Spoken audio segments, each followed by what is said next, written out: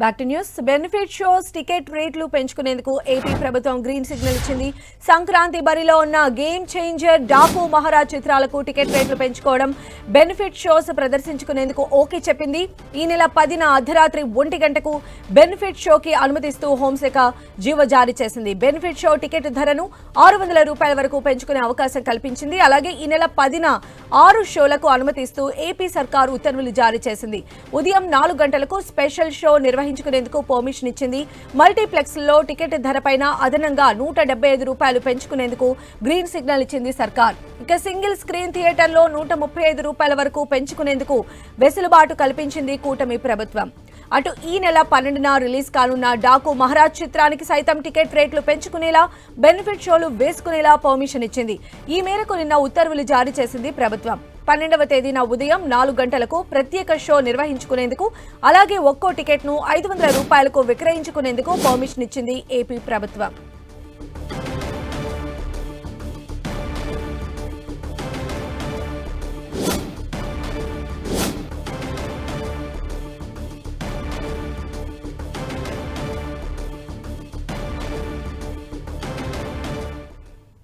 మరిన్ని అప్డేట్స్ తెలుసుకుందాం. మా ప్రతినిధి విజయ్ చంద్రన్ మనకు అందుబాటులో ఉన్నారు. విజయ్ చంద్రన్, తెలుగు ప్రజలకు సంక్రాంతి పండుగ అంటేనే ఒక సినిమా సీజన్గా చెప్పొచ్చు. సంక్రాంతి పండుగను ఏ విధంగా చేసుకుంటారో సినీ పరిశ్రమకు కూడాను, తెలుగు సినిమా ప్రేక్షకులందరికీ కూడాను ఈ యొక్క సంక్రాంతి కూడాను ఒక పండుగ లాంటిది అని చెప్పొచ్చు.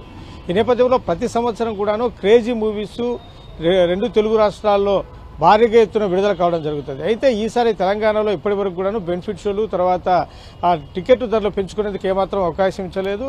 దీంతో రేవంత్ రెడ్డి ప్రభుత్వం తీసుకునే నిర్ణయం కారణంగా ఆంధ్రప్రదేశ్లో బెనిఫిట్ షోలు టికెట్ ధరల పెంపకం మీద కనుక నిర్మాతలు ఆధారపడే పరిస్థితి కనుక ప్రస్తుతం అని చెప్పొచ్చు.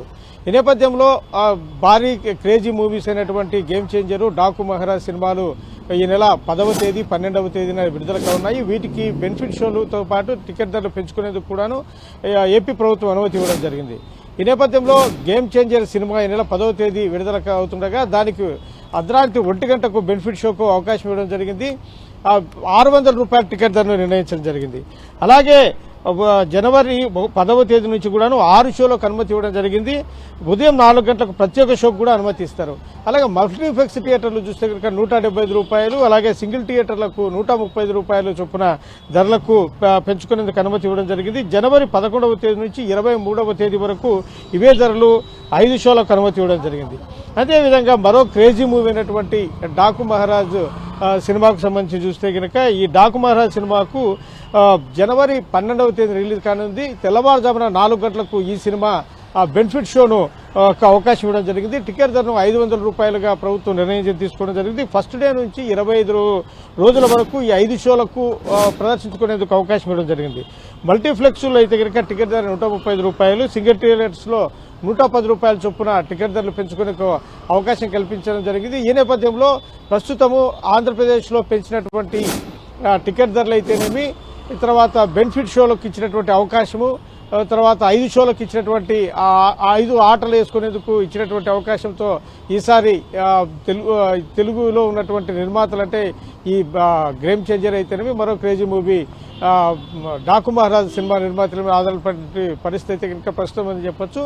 దీనితో ఈ తెలుగు రాష్ట్రాల్లో, ఆంధ్రప్రదేశ్లో ఎట్లయినా సరే బాగా కలెక్షన్స్ పెంచుకుంటే కనుక బయటపడతామన్నటువంటి ఉద్దేశంతో ఇప్పటికే గేమ్ చేంజర్ సినిమాకు హీరో రామ్ చరణ్, బాబాయ్, డిప్యూటీ సీఎం అయినటువంటి పవన్ కళ్యాణ్తో పాటు జనసేన నాయకులు కూడాను వాళ్ళు ఈ ప్రమోషన్ వర్క్లో దిగారని చెప్పొచ్చు. అలాగే మరో క్రేజీ మూవీ డాకు మహారాజ్కు ఇంకా దానికి సంబంధించినటువంటి ప్రమోషన్ వర్క్ ఇంకా ఆంధ్రప్రదేశ్లో ప్రారంభం కావాల్సి ఉంది. కాబట్టి ప్రధానంగా వీరి గురి అంతా కూడాను ఇప్పుడు ఆంధ్రప్రదేశ్ మీదే ఉందని చెప్పొచ్చు. Okay, right Vijay Chandran.